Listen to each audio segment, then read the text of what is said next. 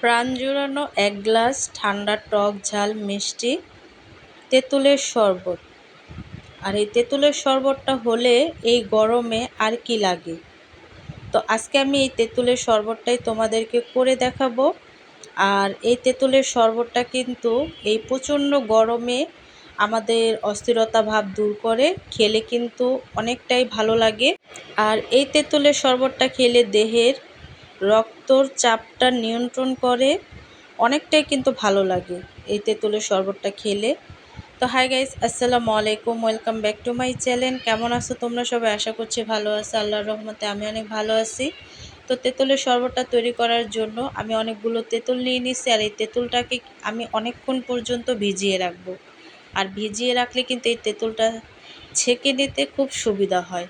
তো দেখো, তোমরা যে যেমন তেঁতুলের শরবতটা তৈরি করবে তেমন পরিমাপেই কিন্তু তেঁতুলটা নিয়ে নেবে। তো এখানে আমি তেঁতুলটাকে অনেকক্ষণ পর্যন্ত ভিজিয়ে রাখছিলাম। তো আমার বাবাই শরবতটাকে তৈরি করছে, তো ছেঁকে নিচ্ছে খুব ভালো করে। তো ছেঁকে নেওয়ার পরে দেখো, এখানে কিন্তু আমি তেঁতুলে যা যা উপকরণ লাগে সেগুলোকে মিলিয়ে নিচ্ছি। তো এখানে আমি জিরার গুঁড়াটা দিয়ে দিচ্ছি। আর এই ভাজা জিরার গুঁড়াটা কিন্তু অবশ্যই লাগবে। আর এখানে আমি একটা পেস্ট তৈরি করে নেব, যার জন্য কাঁচামরিচ এবং বোম্বাই মরিচ দিয়ে তারপরে কিন্তু আমি একটা পেস্ট তৈরি করে নিছি। তো পেস্টটা তৈরি করার পরে কিন্তু এখানে আমি তেঁতুলে ভাজা জিরার গুঁড়াটা দেওয়ার পরে কিন্তু এই তেঁতুলের পেস্টটা এখানে আমি অ্যাড করে দিচ্ছি। তো অ্যাড করে দেওয়ার পরে কিন্তু আমি চিনি মিলিয়ে তারপরে কিন্তু তেঁতুলের জুসটা আমি তৈরি করে নিচ্ছি।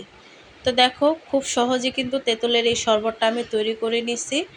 আর আমরা এই তেঁতুলের শরবতটাকে বোতলে করে তারপরে নর্মাল ফ্রিজে রেখে দিচ্ছি। আর এই তেঁতুলের শরবতটা কিন্তু খেতে খুবই উপকারী।